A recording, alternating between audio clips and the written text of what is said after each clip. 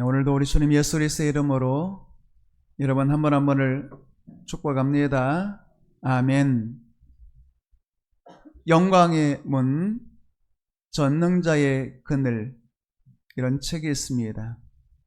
엘리자베스 엘리엇이 쓴 책이죠. 자기 남편 짐 엘리엇에 대해 쓴 책입니다. 짐 엘리엇은 21살 때에 이런 글을 썼습니다.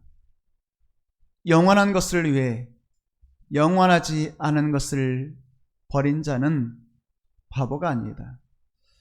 젊은 청년이니까 자기 인생의 방향을 정한 것 아니겠어요? 나는 영원한 것을 위해 살리라. 사람의 영혼이 영원하죠. 나는 영혼을 위해 살리라. 하나님의 나라가 영원하죠. 나는 영원한 영혼을 위해 그 영혼에게 영원한 하나님의 나라를 전하는 삶을 살리라. 그렇게 영원한 것을 위해 살기 위해서는 영원하지 않은 것, 이 세상의 모든 것이 포함될 수도 있고 혹은 육체의 자기 생명일 수도 있고 나는 영원하지 않은 것을 포기하며 살리라. 남들이 볼 때는 그런 삶을 사는 나를 향하여 바보라고 말할지 모르겠지만 나는 결코 바보가 아니다. 나는 영원한 것이 있음을 믿노라. 그런 내용 아니겠어요? 21살 때에 자신의 인생을 어떻게 살지 결정했던, 영원한 것을 위해 살기로 다짐했던 짐 엘리엇은 22살 때에 하나님이 자기를 왜 이 땅에 보내셨는지를 깨닫게 됩니다. 자기가 가야 할 인생의 목표를 발견하게 된 거죠. 그것은 남미 에콰도르에 있는 아우카 부족에게 복음을 전하는 것이었습니다. 22살 때에 아우카 부족에게 복음을 전하기로 결심하고 기도하기 시작했습니다. 사실 남미의 그 아우카 부족은 살인 부족이었습니다. 그 밀림 속에 살면서 자기 부족에게 찾아오는 모든 사람을 죽이는 부족이었죠. 그런데 22살의 엘리엇은 나는 나의 생애를 바로 이 사람들을 위해서 살리라. 나는 그들의 영원한 생명을 위해서 이 땅의 나의 모든 것, 영원하지 않은 나의 모든 것을 포기하며 살리라 다짐했습니다. 그렇게 22살 때 기도를 시작한 엘리엇은 자기와 똑같은 사명, 똑같은 거룩한 부담을 가지고 있었던 4명의 친구들과 함께 기도하기 시작했죠. 그리고 6년 동안 기도한 끝에 28살이 되었을 때에 친구 4명과 함께 아우카 부족에게로 들어갔습니다. 그런데 들어가자마자 아우카 부족에 의해서 살해를 당한 것이죠. 그러니까 들어가자마자 순교했다고 말할 수도 있을 것 같습니다. 그러니까 이 소식이 미국 전역에 충격적인 사건으로 전해졌습니다. 그리고 1956년도에 라이프라고 하는 잡지 한 기자가 그런 글을 썼습니다. 여기에 장래가 촉망되는 젊은이 5이 있다. 그 중에 엘리엇은 히튼 대학교를 수석 졸업하고 레슬링 대표 선수로서 앞날이 창창한 젊은이인데 어찌 살인 부족에게 들어가서 그렇게 자기 목숨을 낭비하는가? 그러면서 불필요한 낭비의 삶을 살았다. 이런 내용의 글을 썼습니다. 그런데 이미 그때 짐 엘리엇은 엘리자베스 엘리엇과 결혼한 상태였고 남게 된 엘리자베스 그의 아내는 기자에게 이런 말을 했습니다. 우리 남편은 불필요한 낭비의 삶을 산 것이 아닙니다. 그는 자기가 왜 살아야 되는지, 무엇을 위해 살아야 되는지를 깨달았고 그것을 준비해왔고 그리고 이제 그 목표를 이루었습니다. 그는 세상에서 자기 인생의 목표를 발견하고 목표를 이룬 가장 행복한 사람입니다. 사실 20대에 한 젊은이가 죽임을 당했고 그러니까 그 젊은 남편의 홀로 남겨진 그 아내는 얼마나 마음이 슬프고 괴롭겠어요? 세상의 모든 사람들이, 기자들이 불필요한 낭비의 인생을 살았다라고 할 때에 그 아내만큼은 절대적으로 자기 남편을 지지하면서 나의 남편은 불필요한 낭비 인생을 산 것이 아닙니다. 행복한 삶을 산 행복한 사람입니다. 이렇게 이야기했습니다. 그리고 1년 후에 엘리자베스는 1년 동안 간호사 그리고 준비를 해가지고 1년 후에 자기 남편을 죽인 그 아합과 부족을 향하여 역시 복음 들고 나아가게 되죠. 더 놀라운 것은 그때 죽임당했던 4명의 젊은이들의 가족들과 함께 들어가게 된 것입니다. 그런데 아합과 부족에게는 그런 전통이 있었대죠. 남자들이 찾아오면 다 죽인다. 그런데 여자들을 죽이는 것은 수치스러운 일이니 여자는 죽이지 않는다. 그러니까 이 엘리자베스와 몇 명의 가족들은 아합과 부족에게 들어가서 살게 된 것이죠. 그리고 5년이 지나게 되었습니다. 5년 동안 말없이 수고하고 자기들을 위해서 희생하고 또 병을 고쳐주었던 엘리자베스에게 아합 가족의 추장이 물었습니다. 당신은 누구십니까? 왜 무엇 때문에 여기에 들어와서 이렇게 희생하며 삽니까? 물어보았습니다. 그러자 엘리자베스가 이렇게 말했습니다. 저는 6년 전에 당신들의 창에서 죽은 그 남자들의 아내이고 친척입니다. 가족입니다. 저는 내 남편이 가장 소중한 영원한 것을 위해서 이곳에 왔고 이곳에 피의 짐을 뿌렸습니다만 나도 그 사랑에 감동되어 내 남편을 감동시킨 예수 그리스도의 사랑에 감동되어 당신들을 찾아온 것입니다. 이렇게 말했습니다. 그 말을 들은 아합과 추장은 자기 부족의 사람들을 다 불러 모으고 회의를 했습니다. 우리가 6년 전에 5명의 젊은이를 죽였는데 그들의 아내와 가족들이 우리를 찾아와서 지금까지 5년 동안 우리에서 수고한 이들을 볼 때에 우리는 이 사랑이 진실인 것을 믿노라. 우리 부족이 이들이 전하는 복음을 믿고 예수님을 구주로 받아들이자. 이렇게 된 거죠. 그래서 아합과 부족 전체가 예수님을 믿는 부족이 되었다라고 하는 그런 책을 읽어본 적이 있습니다.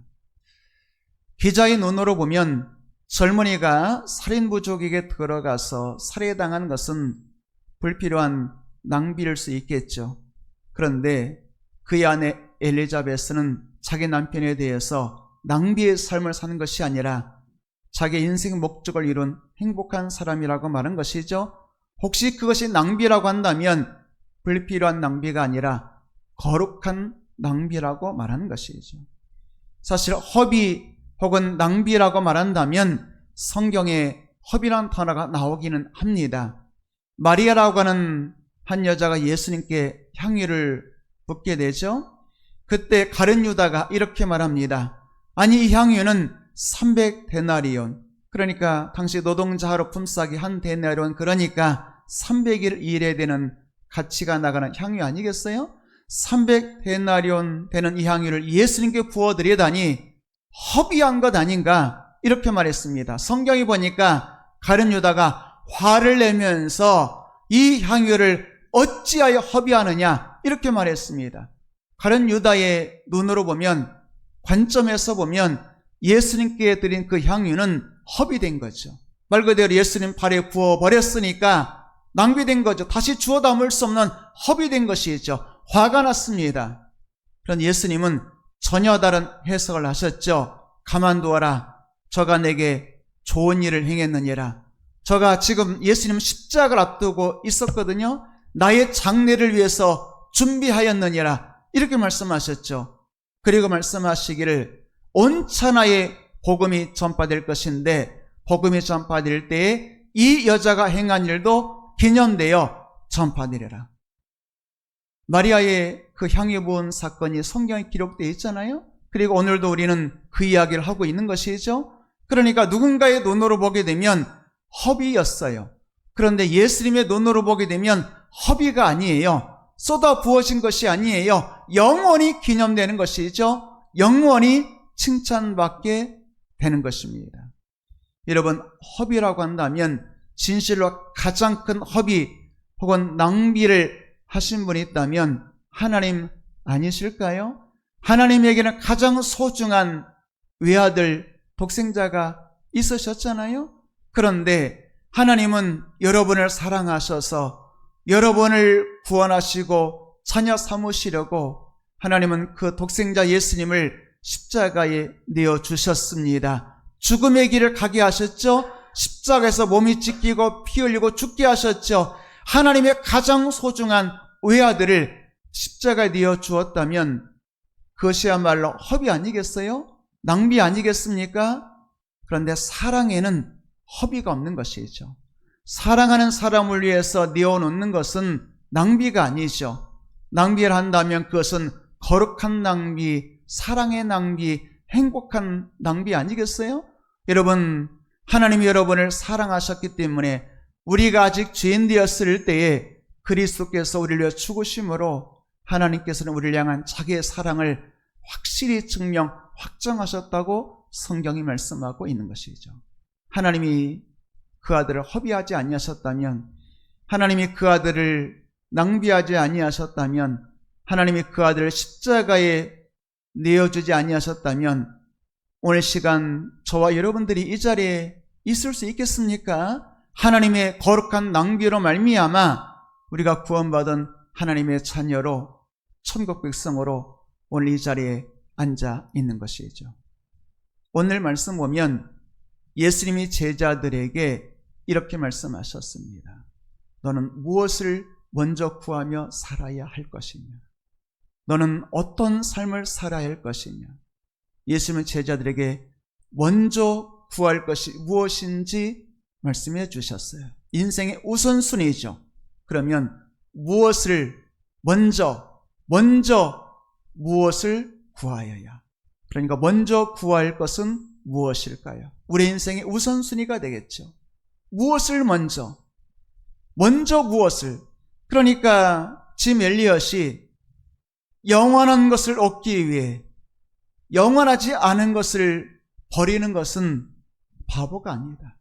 가장 지혜로운 사람이다. 그랬다면 엘리엇은 먼저 무엇을 구했을까요? 영원한 것을 구했죠. 영원과 하나님의 나라를 구했기에 영원하지 않은, 심지어 우리의 인생, 우리의 목숨, 육체의 목숨은 영원하지 않잖아요. 그러니까 엘리엇은 영원하지 않은 자기 목숨까지도 아홉 가족을 위해서 내어놓은 것이죠. 예수님께서는 제자들에게 먼저 구할 것이 무엇인가? 그것은 영원한 것, 하나님의 나라라고 말씀하고 있는 것입니다. 35절부터 38절까지 말씀 보게 되면 두 단어를 강렬하게 대조하면서 먼저 구할 것이 무엇인지를 말씀하고 있습니다. 하나는 나와 복음이란 단어와 또 하나는 자기 목숨. 그러니까 우리에게는 내 목숨을 위해 살 것이냐 아니면 예수님과 복음을 위해 살 것이냐. 예수님은 제자들에게 먼저 구할 것이 무엇이냐. 사람은 다 자기 목숨을 위해 살잖아요. 다 살기 위해서, 먹고 살기 위해 살잖아요. 그런데 자기 목숨을 구할 것이냐 아니면 나와 복음을 위하여 자기 목숨을 잃을 것이냐, 이렇게 말씀하고 있는 것이죠. 무엇을 먼저 구할 것이냐 라고 말씀하고 있는 것이죠. 36절 말씀 볼까요? 38절 9장 1절까지 보겠습니다만 매 절마다 예수님은 계속해서 두 단어를 강렬하게 대조하면서 먼저 구할 것이 무엇인지를 말씀하고 있죠. 또 36절 말씀 보게 되면 자기 목숨과 온 천하라는 단어가 나와요. 사람은 온 천하를 얻기 위해 살죠. 사람이 열심히 공부하고 또 좋은 직장 혹은 사업을 해서 돈을 벌고 목적이 뭐겠어요? 온 천하를 얻기 위해서, 온 천하를 내 것 만들기 위해 살죠. 그런데 온 천하보다 더 소중한 것이 있대요. 내가 세상에 성공하고 또 부자 되는 것보다 더 중요한 것이 있대요. 그것은 자기 목숨이라고 말씀하고 있어요. 아무리 내가 돈을 많이 벌어도 성공해도 자기 목숨 잃어버리면 무슨 유익이 있겠느냐? 주님 말씀한 거죠. 그러니까 가장 소중한 것이 있다면 자기 목숨이라고 말씀하고 있는 것이죠. 37절까지 말씀 볼까요? 그러면서 자기 목숨과 무엇이란 단어가 나옵니다만 무엇을 주고 자기 목숨 바꾸겠느냐? 그러니까 무엇과 자기 목숨, 뭐가 더 중요하다는 거예요?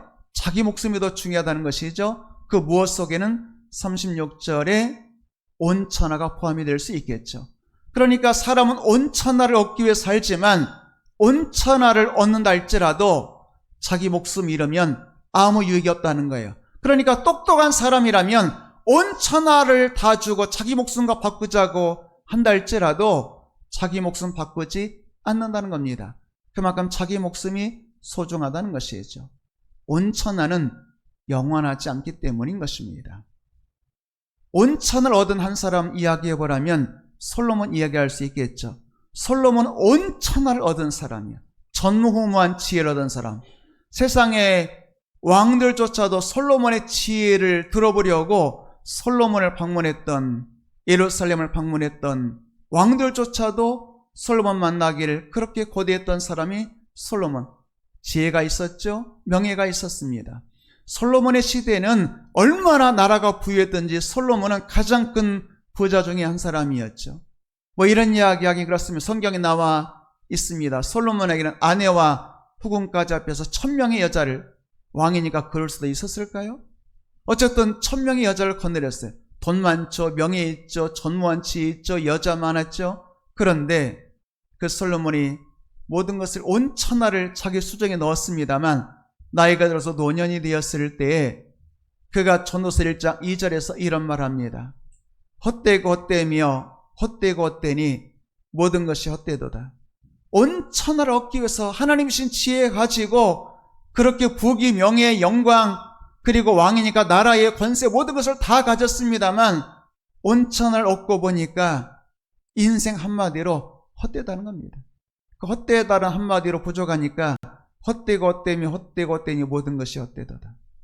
아니 그렇게 열심히 살아놓고 인생 노년에 인생 헛되다. 지나온 나의 인생이 허무하다. 여러분 어리석은 것 아니겠어요? 지혜를 얻었다 할지라도 그 지혜를 잘못 사용하면 헛될 수밖에 없는 것이죠.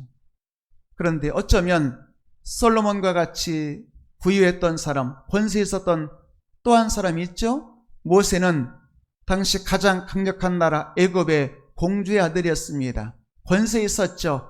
많이 배워서 학식도 있었죠. 대단한 사람이었습니다. 그런데 그 모세는 젊은 날에 깨달았죠. 40세의 나이에 그는 알았습니다. 나는 하나님의 백성과 함께 고난당하는 것을 애굽의 모든 보화보다 더 큰 재물로, 그리스도를 위해 수모당하는 것을 세상의 모든 것보다 더 귀한 것으로. 그러니까 모세는 젊은 날에 자신 인생에 무엇이 먼저인지 알았어요. 그것은 바로 예수 그리스도, 그리고 예수 그리스도의 백성과 함께 심지어 고난당한다 할지라도 애굽의 모든 보화, 애굽의 모든 명예보다 더 소중하다고 생각했던 것이죠. 그러니까 모세는 먼저 구할 것이 무엇인지를 정확하게 알았어요. 그래서 영원하지 않은 세상의 모든 명예, 공주의 아들로서의 명예, 혹은 애굽의 모든 보화, 그 모든 것을 다 내려놓고 영원한 것, 예수 그리스도를 쫓아 달려갔다고 말씀하고 있는 것이죠.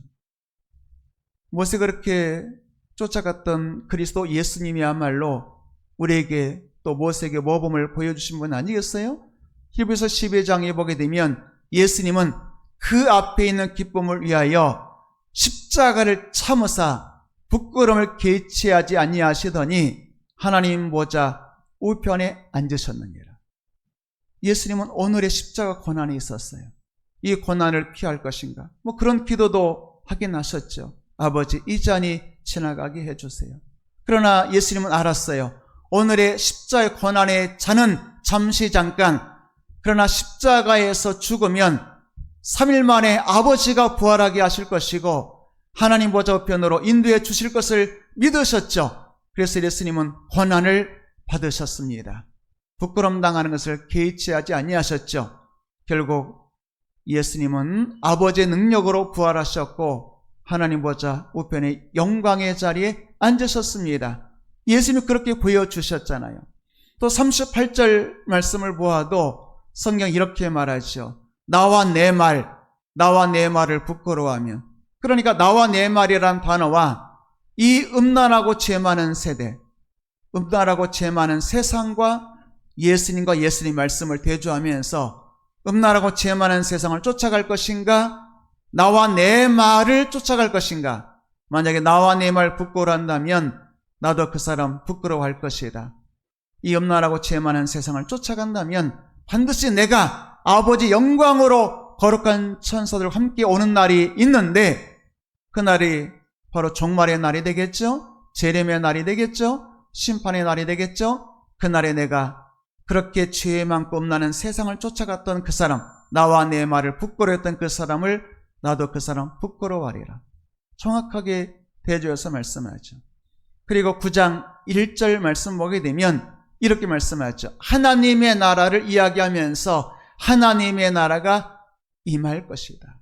그러면서 이 세상과 하나님의 나라를 대조하면서 하나님의 나라가 반드시 임하는데 하나님의 나라를 쫓는 삶을 살아라. 이렇게 말씀하고 있잖아요. 하나님의 나라야말로 영원하다고 말씀하고 있는 것입니다. 여러분, 오늘 시간 우리가 한번 생각해 봐야 되겠습니다. 예수님께서 제자들에게 먼저 구할 것이 무엇인가? 내 인생의 중요한 우선순위를 잘 정립해야 되는 것 아니겠느냐? 짐 엘리엇이 말한 것처럼 영원한 것을 쫓아가는 삶은 그 영원한 삶을 얻기 위해서 이 땅 영원하지 않은 것을 포기한다면 그 사람은 바보가 아니라 가장 지혜로운 사람이라고 말씀하고 있죠. 실제로 마가복음 10장 29, 30절 말씀 보게 되면 예수님께서 이렇게 말씀하셨죠. 나와 복음을 위해서 버린 자는, 사실 예수님과 복음을 위해서 쫓아가는 사람은 결국 뭔가를 버려야 되잖아요. 오늘도 여러분들이 주일 이 아침에 주예전에 나오기 위해서는 여러분들이 가고 싶었던 그 어떤 곳, 그 시간, 공간을 포기하고 버려야 되는 것 아니겠어요? 예수님께서는 나와 복음을 위해서 버린 자는 이라고 말하면서 버려라, 너 자신을 버려라 라고 말했을 때 여기까지 29절까지만 있다면 예수를 버린 자는 때로 억울할 수도 있고 허비된 인생일 수도 있고 낭비일 수도 있겠죠. 30절 말씀 보게 되면 예수님께서 이렇게 말씀하시죠. 그렇게 나와 복음을 위해서 버린 자는 내가 약속한다. 현세가 있고 내세가 있는데 현세 100배를 받고 내세 영생 받지 못할 자 없다. 이렇게 말씀하셨어요. 그러니까 현세만 있다면 주와 복음을 위해 살 이유가 없겠죠. 그런데 여러분, 우리의 인생은 현세가 있고 내세가 있어요. 다시 말하면 천국 하나님의 나라가 있다는 것이죠. 그런데 하나님의 나라에서만 복 주시는 것이 아니라 영생 주시는 것 아니라 현세에서도 100배의 복을 주신다고 말씀하셨습니다. 여러분, 오늘 시간 저와 여러분들이 반드시 주 예수님 다시 오시는 그날 있다는 것 믿으시기를 바랍니다. 예수님께서 38절에서 말씀하신 것처럼 하나님의 영광 중에 거룩한 천사들과 함께 이 땅에 임하는 날이 있어요. 여러분, 그 날이 가까이 왔음을 믿으시기를 바랍니다. 그날이 이 세상을 심판하시겠죠. 그때 영원한 것을 위해 산 사람에게는 반드시 100배의 복과 내세 영생과 하나님의 나라의 밀려간 주실 줄로 믿습니다. 그것을 계산할 줄 아는 사람이 지혜 있는 사람 아니겠습니까? 여러분, 우리가 오늘 시간 무엇이 영원한지, 무엇이 영원하지 않은지, 내가 죽음으로 모든 것이 끝난다는 것을 알고, 그러나 죽음으로도 끝나지 않은 영원한 하나님의 나라, 천국이 있다는 것 믿으시기를 주의 이름으로 축복합니다. 요한일서 2장 17절 말씀 보게 되면 이 세상도 그 정욕도 지나가되 오직 하나님의 뜻을 행하는 자는 영원히 거하느니라. 이 세상 영원할 것 같아도 영원하지 않습니다. 내가 천년만년 살 것 같아도 내 생명도 천년만년 사는 게 아니에요. 이 세상도 끝나는 날이 와요. 개인의 종말이 있고 우주적인 종말이 있죠. 주님 오시기 전에 내가 죽으면 나의 개인적인 종말이 되겠고, 예수님 이 땅에 재림의 주님으로 임하시면 우주의 종말이 오겠죠. 그리고 새로운 하나님의 나라가 이루어지게 되겠죠. 여러분, 이 세상도 지나가요. 사람의 욕망도 정욕도 다 지나가는 거예요. 그러나 하나님의 뜻을 행하는 사람은 영원하죠. 그리고 하나님의 뜻대로 살았던 우리의 삶, 우리의 충성은 영원하죠. 사도 바울이 말했잖아요. 내가 그리스도를 위해서 생명을 바쳤다. 선한 싸움 다 싸우고 달려갈 길 마치고 믿음을 지켰다. 이제 후로는 나를 위하여 의의 면류관 준비되었고 나만 준비된 것 아니라 주의 나타나심을 사모하면서 영원한 것을 위해 살았던 모든 사람에게 의의 면류관이 준비되었다. 이렇게 말씀하고 있는 거죠. 고린도서 15장 부활장이잖아요. 부활이 있다는 것을 얘기하는 거예요. 57절까지 부활이 있습니다. 부활이 있습니다. 사람이 죽음으로 끝이 아닙니다. 반드시 부활의 날이 있습니다.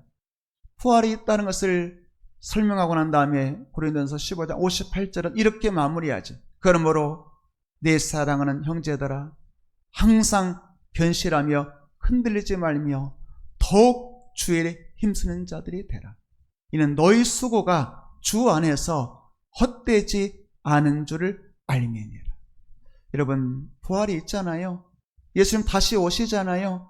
오늘 여러분이 주님 때문에 희생하고 헌신하고 충성하고 누군가를 사랑하며 섬기며 살았던 그 모든 삶 헛되지 않죠.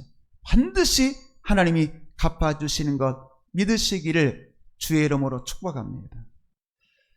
시편 90편은 모세의 시입니다. 모세가 이런 말을 했죠. 사람의 인생 70이요. 강건하면 80입니다. 글쎄 모세 시대는 건강하면 80까지, 오늘은 건강하면 100세 인생인지는 모르겠습니다만 모세의 시대에 모세가 그런 말을 했어요. 사람은 70, 건강하면 강건하면 80. 그러나 우리의 인생이 신속히간이 날아가나이다. 그러니까 80평생을 살아도 뒤돌아보면 인생이 하룻밤 같은, 하룻밤 꿈꾼 것 같은, 그래서 신속히 가고 인생이 날아가는 것 같은 그런 인생이라고 말하고 있죠. 그러면서 시편 90편 12절에서 이런 기도를 하게 되는 것입니다. 인생 80, 그러나 사람의 수고는 수고와 슬픔뿐, 인생은 신속히 가니 날아갑니다. 그러면서 하나님이여, 나로 하여금 인생의 남은 날을 잘 계수할 줄 아는 지혜로운 사람이 되게 해주세요. 그러니까 여러분, 누가 지혜로운 사람이에요? 우리 인생의 마지막 날이 있다는 것을 잘 계산하는 사람이 지혜로운 사람이에요. 천년만년 살 것으로 생각하고 세상이 영원할 걸로 생각하고 세상 욕망을 따라 살아가는 사람은 어리석은 사람이에요. 왜요? 세상 영원하지 않아. 내 인생도 영원하지 않아. 그러나 나도 반드시 내 인생 끝나는 날, 다른 말로 말하면 죽음의 날이 있을 수 있겠죠? 그래서 죽음을 생각하고 죽음의 날을 계수하면서 남은 생애는 나는 어찌 살 것인가, 나의 남은 생애를 어찌 살 것인가를 계산하고, 그리고 나는 영원한 것을 위하여 살려라. 영원한 것을 얻기 위하여 영원하지 않은 것을 내가 포기하며 살려라. 짐 엘리엇이 말한 것처럼 영원한 것을 위하여 영원하지 않은 것을 버리는 자는 바보가 아니다. 지혜로운 사람이란 뜻 아니겠어요? 모세의 말한 것처럼 인생의 날을 계수하여 나로 하여금 지혜로운 마음을 얻게 해주세요. 인생을 계산하면서 남은 날을 계산하며 사는 사람이 지혜로운 사람이라는 것이죠. 그리고 무엇이 영원한지 어떤 것이 영원하지 않은지 정확하게 분별해서 먼저 구할 것이 무엇인지 계산하는 것 아니겠어요? 예수님께서 마태복음 6장 33절에서 말씀하셨죠. 너희는 먼저 그의 나라를 구하라. 먼저 우선순위를 말씀하셨죠. 그의 나라를 구하라. 그리하면 이 모든 것을 너에게 더하시리라. 먼저 그의 나라를 구하면 우리 인생은 허비되고 낭비되고 손해보고 우리는 어리석은 자가 되는 게 아니에요. 예수님 말씀하신 것처럼 먼저 그의 나라를 구하면 주께서 우리를 책임져 주시죠. 먼저 그의 나라, 영원한 나라를 구하면 주께서 나의 나라, 나의 가정, 나의 자녀들, 나의 남은 생애를 책임져 주시죠. 그리고 이 모든 것을 더해 주시죠. 내 인생은 내가 책임지는 것이 아니라 주님이 책임져 주셔야 아름다운 인생 아니겠습니까? 우리의 자녀들은 부모인 내가 책임지는 것이 아니라 주님이 책임져 주셔야 아름다운 열매 맺는 삶을 사는 것 아니겠어요? 여러분, 우리의 남은 생애를 계산하면서 어찌 살 것인지 영원한 것을 위해서 먼저 구할 것, 그의 나라를 위해서 살아가는 여러분 되기를 축복합니다. 백창호라고 하는 시인이 겨울이 오기 전에 이런 시를 썼습니다. 얘야, 겨울이 오기 전에 우리 편지를 쓰자. 아마 그분은 겨울을 제가 생각할 때 인생의 죽음으로 혹은 인생의 마지막 날로 생각했던 것 같아요. 그러니까 인생에도 겨울이 있다는 겁니다. 봄, 여름, 가을, 겨울이 있는 것처럼 인생에도 겨울이 있어요. 다시 말하면 찬바람 불고 잎사귀 하나둘 떨어지듯이 우리의 신체 기능들도 하나둘 아파오고 그러다 마지막 시대에 떨어지면 그 겨울에 한 해의 나무가 한 해의 삶을 마무리 짓는 것 아니겠어요? 우리 인생도 겨울이 있어요. 그러면서 겨울이 오기 전에 편지를 쓰죠. 그러면서 이런 마지막 글로 마무리하더라고요. 얘야, 겨울이 오기 전에, 다시 말하면 오늘 우리는, 그러니까 언제가 중요하다는 게 오늘 우리는 그리운 사람들에게 편지를 쓰자. 겨울이 오기 전에. 그러니까 아마도 그 시인은 누군가 그리운 사람, 사랑하는 사람에게 내 인생 겨울이 오기 전에, 죽음이 오기 전에 사랑한다고 말을 또 표현하고 고맙다고 감사하다고도 표현하고 그걸 편지로 표현했던 것 같아요. 그러니까 사랑하는 사람이 있고 가족이 있을 때 그저 마음에만 묻어두지 말고, 제가 해석한 겁니다. 그분의 마음은 잘 모르겠어요. 겨울이 오기 전에 그리운 사람은 그립다고 편지를 쓰고, 사랑하는 사람에게는 사랑한다고 말을 하고, 감사한 사람에게는 감사하다고 표현해라. 그렇게 제가 이해를 했습니다만, 저는 목사니까 다시 또 그렇게 생각해 보았죠. 우리 인생 겨울이 오기 전에 나는 하나님을 위해서, 영원한 것을 위해서 편지를 쓰자. 나의 남은 생에 겨울이 오기 전에 주께서 날 부르시면 후회하면 안 되잖아요. 여러분, 우리가 주께서 우리에게 달란트 맡겨주셨을 때 그때 한 달란트 받은 사람처럼 그때 책망 듣고, 그리고 어리석은 자, 불충한 자 책망 들으면 안 되잖아요. 두 달란트 받은 사람처럼 충성해서 잘하였도다. 착하고 충성된 종아, 네가 작은 일에 충성했으니까 내가 크고 많은 것 맡겨주리라. 충성된 종아 칭찬받아야 하잖아요. 여러분, 그렇게 칭찬받으려면 오늘 여러분의 인생의 겨울이 오기 전에, 주께서 부르시기 전에 여러분 그리운 사람에게, 그 그리운 사람을 우리는 하나님으로 표현해 본다면, 혹은 하나님의 나라로 표현해 본다면, 하나님의 나라를 위해서, 하나님을 위해서 여러분 남은 생애를 주께 편지 쓰듯이 그렇게 감사를 표현하고 주님 사랑하고 주님 나라를 위해서, 하나님의 영원한 나라를 위해서 충성하는 여러분 되기를 주님의 이름으로 축복합니다.